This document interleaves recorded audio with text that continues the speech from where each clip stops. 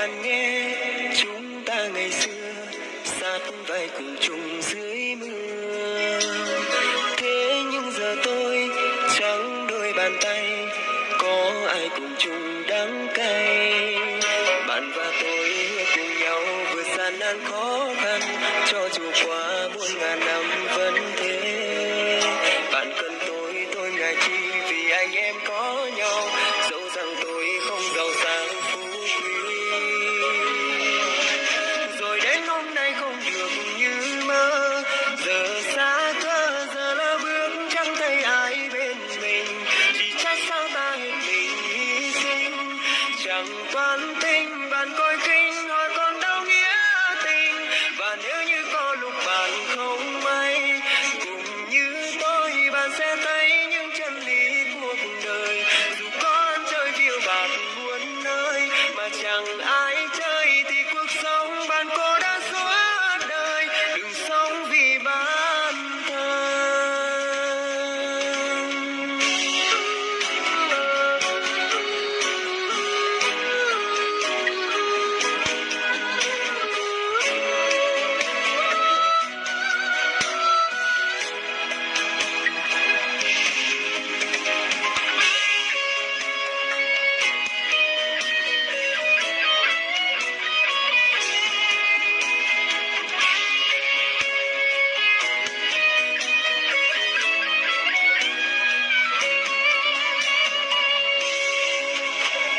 Nói cho bạn nghe, chúng ta ngày xưa sát vai cùng chung dưới mưa.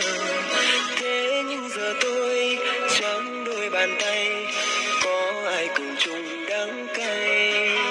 Bạn và tôi hứa cùng nhau vượt gian nan khó khăn, cho dù qua muôn ngàn năm vẫn thế.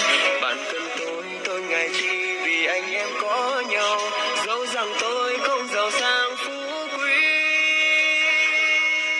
Rồi đến hôm nay không được như mơ, giờ xa cơ giờ lỡ bước chẳng thấy ai bên mình. Chỉ trách sao ta hết mình hy sinh, chẳng toán tình bạn coi khinh, hỏi còn đâu nghĩa tình. Và nếu như có lúc bạn không may cùng như tôi, bạn sẽ thấy những chân lý cuộc đời. Dù có ăn chơi phiêu bạt muôn nơi mà chẳng ai chơi, thì cuộc sống bạn cô đã suốt đời. Đừng sống vì bản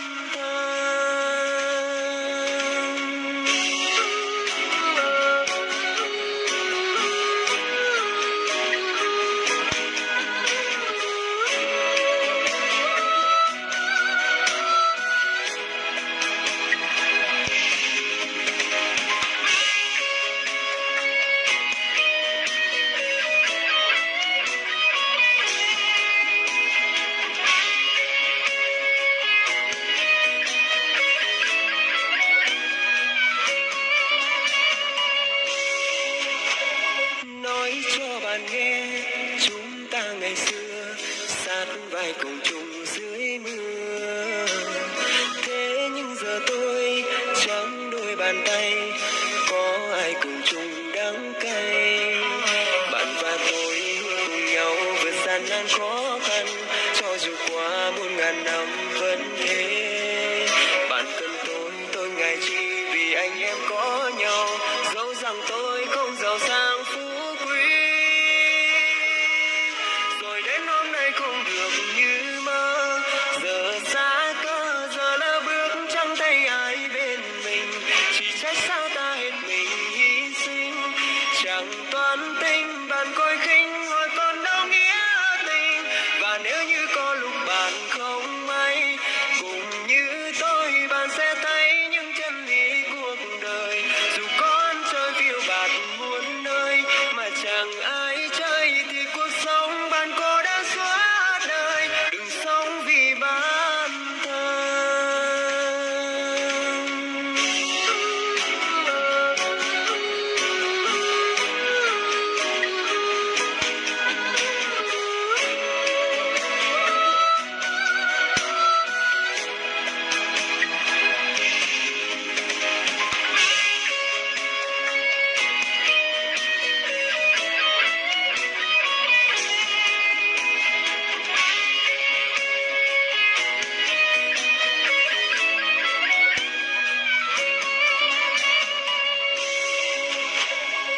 nói cho bạn nghe, chúng ta ngày xưa sát vai cùng chung dưới mưa. Thế nhưng giờ tôi trong đôi bàn tay, có ai cùng chung đắng cay. Bạn và tôi cùng nhau vượt gian nan khó